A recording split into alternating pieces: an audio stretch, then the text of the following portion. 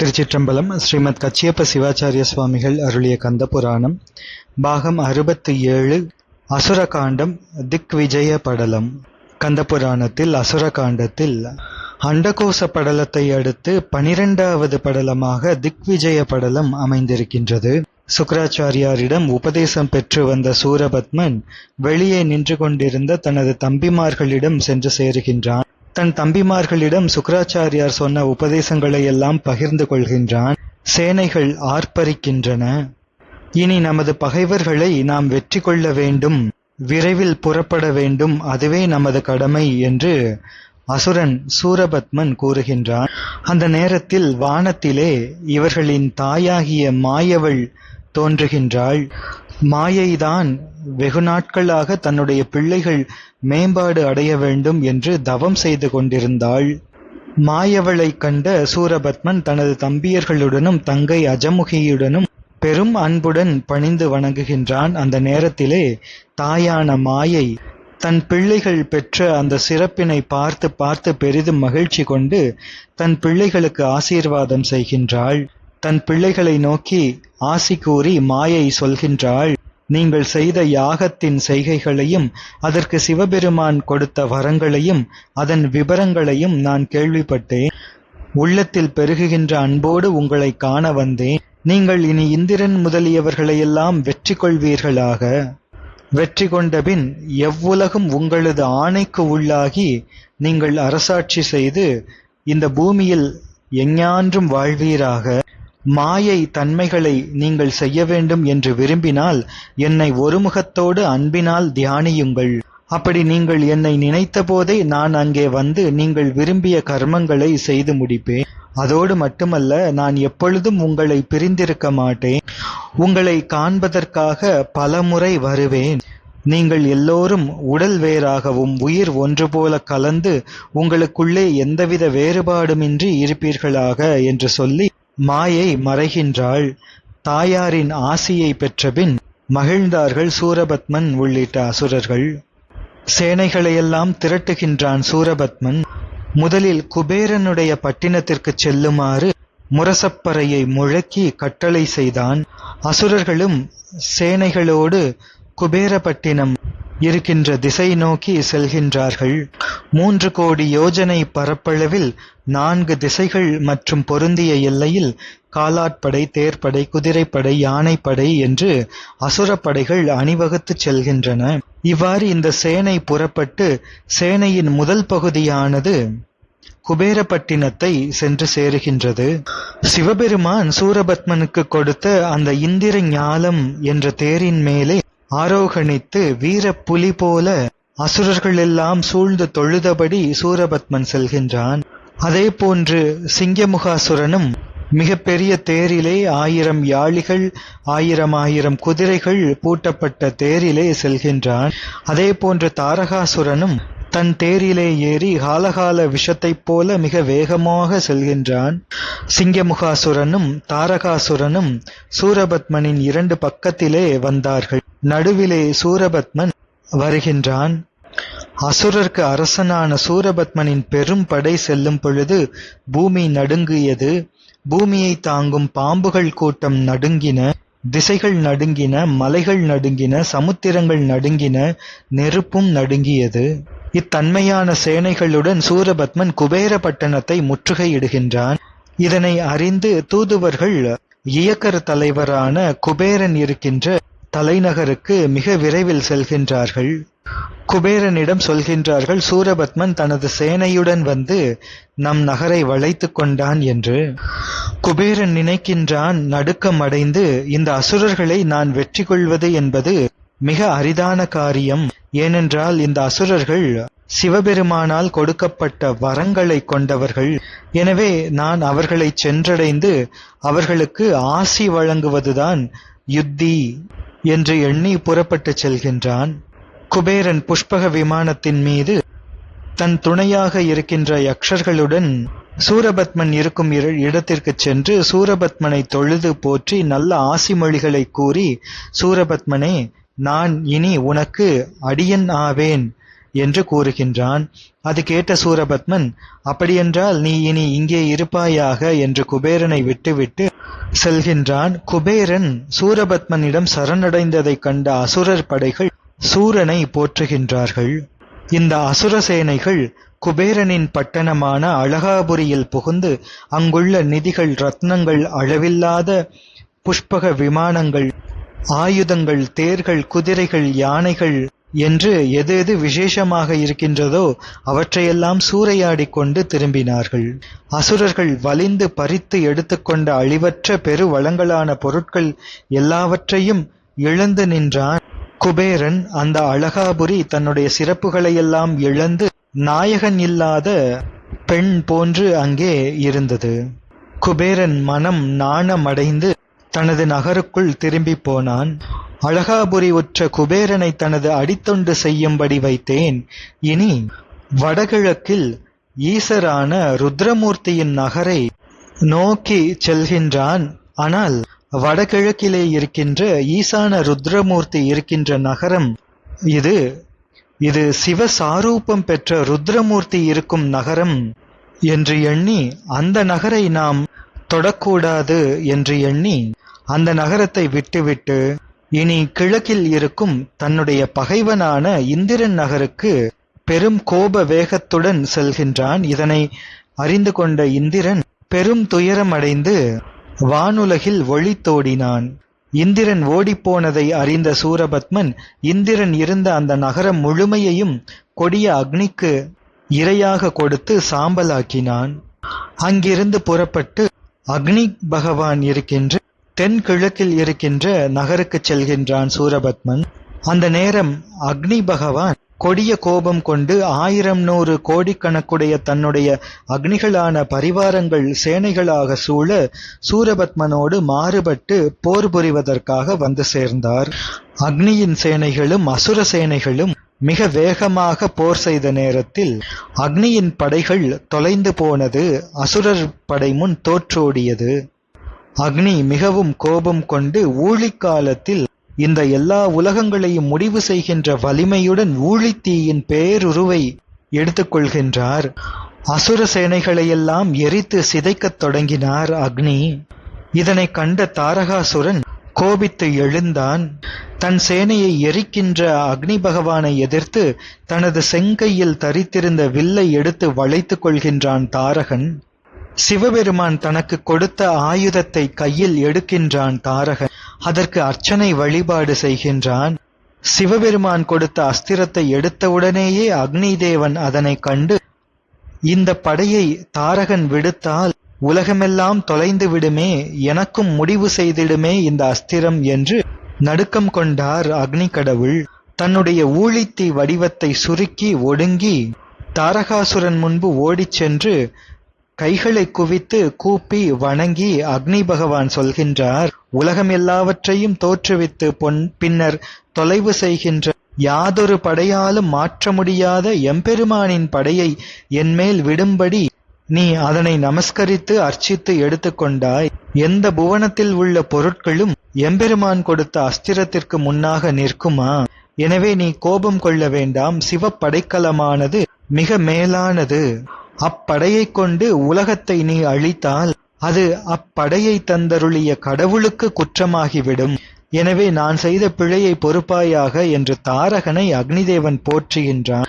எனவே தாரகன் இதனை கண்டு அந்த சிவபெருமான் கொடுத்த ஆயுதத்தை அக்னிதேவன் மேல் செல்லவிடாதபடி அதனை மாற்றி வைக்கின்றான்.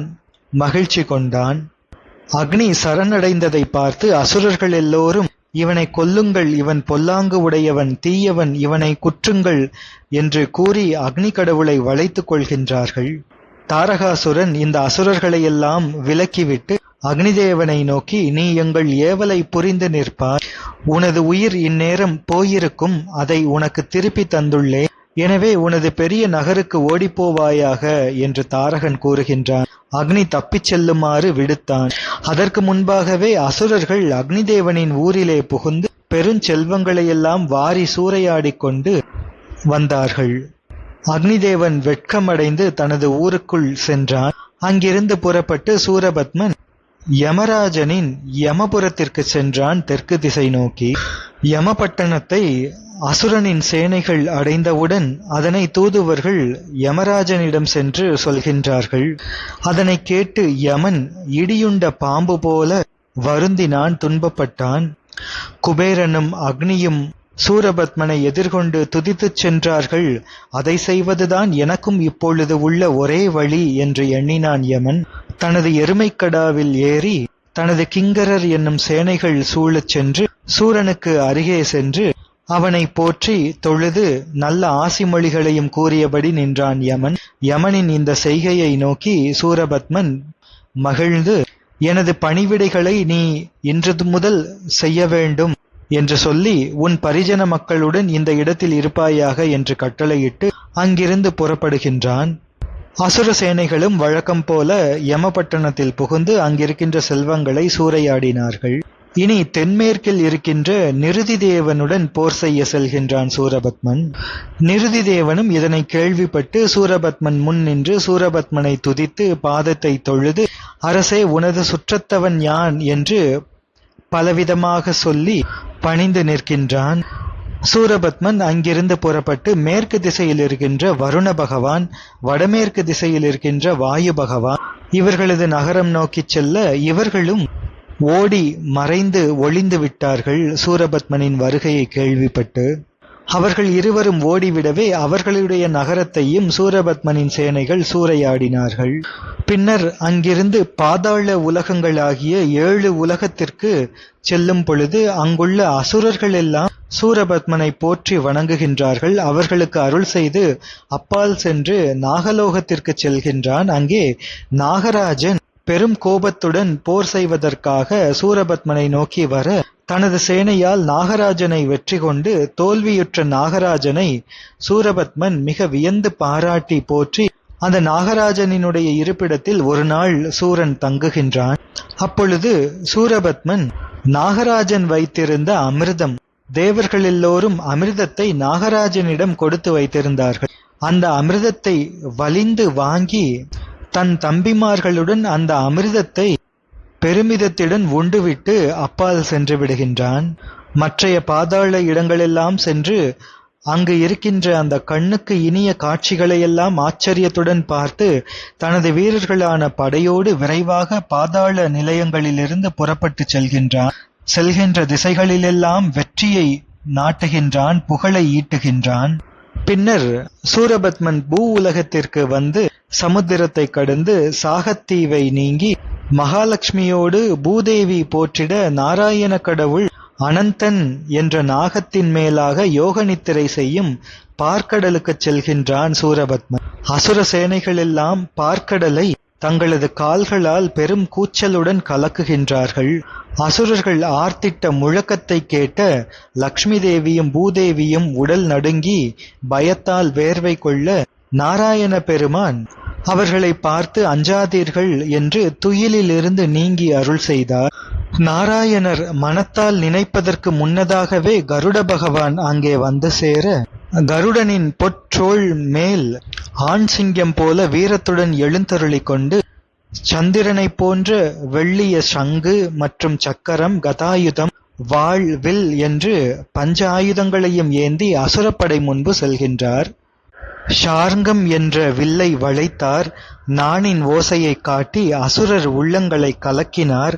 அசுரர்களை ஏங்க வைத்து தான் கொண்ட கோபம் நீங்கினார். அசுரசேனை முழுவதையும் முன் இல்லாதபடி அழித்தார். அம்புகளை மழை போல பொழிந்தார். அசுர சேனை அழிகின்றன. அசுரர்களின் குதிரையும் யானைகளும் இறந்து ஒளிந்தன. அசுரர்களின் கையில் இருக்கின்ற ஆயுதங்களெல்லாம் பொடி பொடியாகின.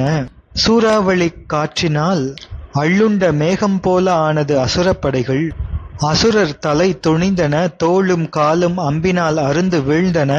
கைகள் சிதறி பரவின. வானம் எங்கும் வியாபித்து அருளும் திருமேனியுடைய விஷ்ணு பகவான் கருட பகவான் மீதாக ஏறி மண்ணுலகை சூழ்ந்துள்ள கடல் போல அசுர சேனைகளை வளைத்துச் சுற்றி எண்ணற்ற மாய உருவங்களைக் கொண்டு யாரும் தப்பி ஓடாத முடியாதபடி நிறைய அம்புகளை சொரிந்து போர் செய்தார். தேவர்கள் ஆரவாரித்து கொண்டாடினார்கள். தன் சேனைகள் அழிவதை பார்த்த தாரகாசுரன் கோபம் கொண்டு அங்கே வந்தான். ஈரடியால் மூவுலகும் அளந்த மலர்பதமுடைய விஷ்ணுபிரான் முன் தாரகன் வந்து தனது வில்லை வளைத்து அம்புகளை பகவான் மீது படும்படி மழை பொழிவது போல ஆரவாரித்தான். அம்புகளை செலுத்தி ஆரவாரித்தான். நாராயண கடவுள் வேல் என்னும்படி கூர்மை கொண்ட அளவற்ற அம்புகளை தாரகாசுரனின் மேனியில் படுமாறு விட்டு தாரகாசுரனின் தேரையும் பாகனையும் தொலைத்தார். அப்போதும் சோர்வடையாத தாரகன் மீண்டும் ஒரு தேரில் ஏறி பெரிய வில்லை எடுத்து வளைத்து கொண்டான். தாரகன் நாராயணர் மேல் 1000 அம்புகளை செலுத்தி கருடன் மீதும் 1000 அம்புகளை செலுத்த கருடன் இந்த அம்புகளால் கலங்கி நிற்பதை பார்த்த நாராயணர் மாய வடிவங்களை எடுத்துக்கொண்டு தாரகனை சூழ்ந்து உக்கிரமான போரை செய்கின்றார். தாரகன் தன்னுடைய தாய் மாயை கற்பித்த மந்திரத்தை தியானித்து தானும் மாய வடிவம் கொண்டான். தாரகாசுரனும் மாய வடிவங்களை கொண்டு 4 நாட்கள் வரை லக்ஷ்மி நாயகரான நாராயணரோடு பெரிய போரை புரிந்தார். அந்த நேரத்தில் விஷ்ணுவே தாரகனோடு எதிர் நின்று போர் புரிய வல்லார் யார் என்று அதிசயம் கொண்டார்.